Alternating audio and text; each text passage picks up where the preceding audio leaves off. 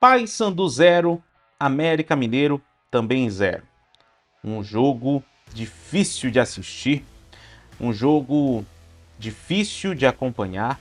Eu estive lá no Mangueirão, inclusive, acompanhando essa partida. E, bom, a situação do Paysandu é muito difícil e eu não tenho como esconder isso do torcedor bicolor, que já tem consciência disso, que já tem consciência dessa situação. A gente vai falar sobre esse jogo, a gente vai falar sobre as declarações dos atletas, a gente vai falar também sobre como é que fica a situação do Paysandu na tabela da Série B do Campeonato Brasileiro. Mas antes eu peço para você aquele apoio de sempre, para se inscrever aqui no canal, deixar o like no vídeo, ativar o sino das notificações e não perder os nossos conteúdos aqui do canal. Vamos falar do jogo, né? Vamos falar desse jogo. É bem verdade que não dá para falar muita coisa dessa partida, né? Porque o jogo realmente foi muito chato de acompanhar. Coloca a imagem. Bom, confronto direto, né, contra a luta do rebaixamento começou aí com uma pressão do Paysandu. Na volta de Márcio Fernandes ao comando técnico bicolor, o time do Paysandu partiu para cima e quase marcou os 10 minutos quando o Diogo Oliveira recebeu um passe do Garcês e finalizou quente à trave. O primeiro tempo até que seguiu equilibrado, com oportunidade para os dois lados, mas sem nenhuma eficiência nas finalizações. Por isso o resultado permaneceu 0-0 na primeira etapa. No segundo tempo, o Paysandu manteve a iniciativa ofensiva, embora sem grandes criatividades. A principal chance surgiu aos 20 minutos em um chute de fora da área com Diogo Oliveira, defendido por Gustavo. O América pouco produziu, se limitando à defesa, enquanto o Paysandu não conseguiu transformar a posse de bola em gols. E sem essa efetividade no ataque, o Paysandu acabou acumulando mais um empate aí sem gols. E o jogo realmente foi muito chato, tanto que nem tem tantas imagens assim de melhores momentos aí pra gente mostrar. Mas os torcedores que foram para lá pro Mangueirão, inclusive um público de pouco mais ali de 9.500 pessoas, acompanharam a partida que de verdade, gente, foi muito chata. O Paysandu começou com o Matheus Nogueira no gol, lembrando que o goleiro titular, né, o outro goleiro, né, o Gabriel Mesquita teve um problema gastrointestinal, né, viral, uma famosa virose, e nem sequer foi relacionado, ele foi cortado da partida por conta disso, né, por conta dessa situação. Então o Matheus Nogueira foi no gol, Edilson, Thaleson, Gabriel, Thiago Heleno e Brian, depois mais à frente André Lima, Ramon Vinícius, Marlon e mais à frente Diogo Oliveira, Garcês e Rossi. Olha, é complicado, né, o Paysandu começou ali numa força, começou ali numa pegada, mas depois diminuiu o ritmo e as substituições que vieram, né? A entrada do Vieira, do Edinho, do Anderson Leite, do Denilson e também do Vini Faria, não deram tanta liga assim como deveria dar ali para o Paysandu. E fica agora uma situação bem complicada do Paysandu, porque a tabela agora pode ficar, já tá ruim, claro, mas pode ficar muito pior, porque o Paysandu tem 22 pontos, tá aí a 2 pontos do Amazonas e tá a 1, 2, 3, 4, 5, 6 pontos do Botafogo. Então, aliás, 5 pontos, desculpa, 5 pontos. 5 pontos do Botafogo. Então, tá uma situação complicada. Ainda tem como resolver? Tem, mas não há aí um conformismo, né? Aliás, não há uma busca para tentar resolver. Pelo menos o que a gente percebe é que alguns atletas, alguns membros da diretoria já estão com aquele semblante de conformismo pela situação. Bora acompanhar o que o Márcio Fernandes falou e aí depois eu volto. Vamos por partes, né? Eu acho que a gente já teve uma melhora na parte defensiva. Eu acho que não corremos nenhum perigo em termos de finalização do time do América.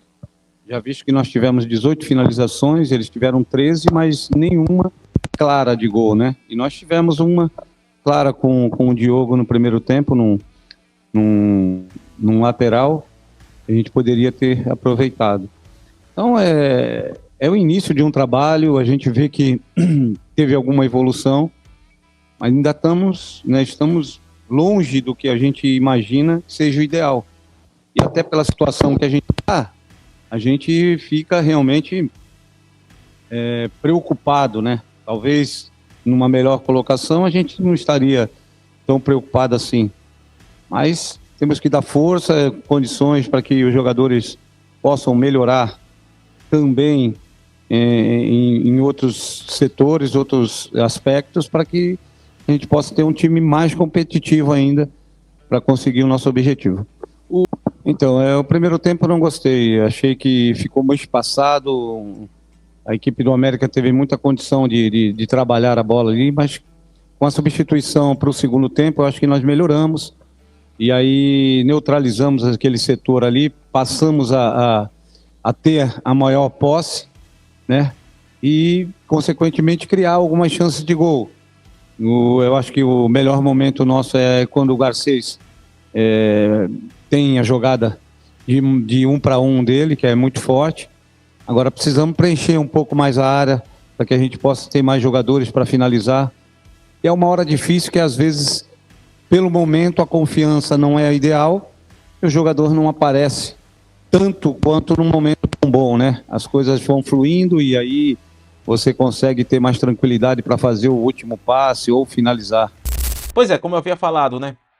Há um semblante de conformismo muito grande entre jogadores, né? Entre integrantes ali da comissão técnica, gente da diretoria e o próprio torcedor também, né? O torcedor, ele sente o clima do que está dentro de campo. E algumas questões que a gente observa que realmente mostram que a situação do Paysandu, ela tá completamente alarmante. A gente olha para a tabela e fala assim, pô, tem 12 jogos ainda. A diferença é 5 pontos. Se eu conseguir engatar 3 vitórias, talvez eu consiga escapar. Mas o problema é esse. O Paysandu não consegue vencer. O Paysandu não consegue encontrar soluções para conquistar esses resultados positivos. E ontem eu ouvi a entrevista do analista de mercado do Paysandu, né, o Cauê. Ele deu uma entrevista para a Rádio Liberal Mais e ele falou uma coisa que todo mundo sabe, que o Transferban atrapalhou o planejamento do Paysandu. O Transferban atrapalhou o planejamento do Paysandu. E isso é fato. Isso é fato. Agora não adianta chorar pelo leite derramado, não adianta ficar reclamando. E acho que se a diretoria do Paysandu tiver responsabilidade, já é pensar logo nesse ano que vem, independente do cenário, mas pensando, claro, no pior cenário, porque se melhorar algo e de repente conseguirem reverter essa situação, porque no futebol tudo pode acontecer, aí sim se pensa no melhor dos cenários. Mas nesse momento, o Paysandu precisa pensar em como resolver esse problema, já tendo como prospectando isso no bom sentido, claro que isso não tem bom sentido, evidente, mas prevendo, melhor dizendo, já um cenário de disputa de um campeonato abaixo da Série B. Eu acho que já está notório isso. É claro que tem que acreditar, é claro que tem que buscar. Enquanto houver chance, enquanto houver possibilidade, tem que buscar. E não está errado, pelo contrário, está certo. Mas se acontecer a confirmação desse rebaixamento, já tem que pensar logo no que fazer para o ano que vem. E vai ser difícil, gente. E vai ser difícil. O Paysandu vive um momento muito conturbado nos bastidores. Vive um momento extremamente delicado, extremamente complicado. O Márcio Fernandes chega para tentar resolver e chega de peito aberto, claro, e uma atitude muito nobre, claro, do Márcio Fernandes, mas a situação atual do Paysandu, ela é mais complicada do que a gente pode imaginar. E eu ainda diria mais para finalizar esse vídeo. Claro, eu sempre procuro ter muita responsabilidade com o que eu falo, porque eu sou um jornalista, né? Eu estou aqui para emitir a minha opinião, né? E quem fala assim, jornalista não tem que questionar, não tem que opinar, esse cara tá errado. Essa pessoa tem um entendimento completamente errado do dever que um jornalista tem, que é justamente de questionar. A gente informa e a gente questiona. algumas coisas já estavam previsíveis antes dessa situação chegar dessa forma. Por que que não trabalharam em cima delas? Exemplo, transfer ban. O transfer ban só aconteceu porque evitaram pagar uma situação para um clube lá de Portugal e que estava aí, já estava há bastante tempo. Já estava há mais de um ano a dívida. Outra coisa, por que que insistiram tanto em peças, insistem tanto em peças que não estão dando resultado? Insistiram / insistem. Então, isso tudo que está acontecendo agora só é um reflexo das decisões erradas que a diretoria tomou. E isso é uma coisa que até a própria diretoria reconhece. Pelo menos eu acredito. Agora é juntar os cacos, ver o que dá para fazer no próximo jogo contra a equipe do Goiás, que não será um jogo fácil, vai ser um jogo difícil, é um jogo que vai ser no próximo sábado às 4 da tarde, lá no Hélio Pinheiro, né, lá no estádio da Serrinha. Goiás que está na parte de cima da tabela, vem de um empate fora de casa contra o Coritiba, naquele jogo que teve aquele quebra-pau todo. E o Paysandu precisa, acho que agora, mais do que nunca, de um milagre para poder reverter toda essa situação. 12 jogos e o Paysandu precisa ganhar pelo menos 8. Pelo menos 8 partidas. Na pior das hipóteses, ganhar 7 e um empate, dependendo dos outros resultados. E mais do que nunca, cada jogo agora precisa ser encarado pelos atletas como uma final de campeonato.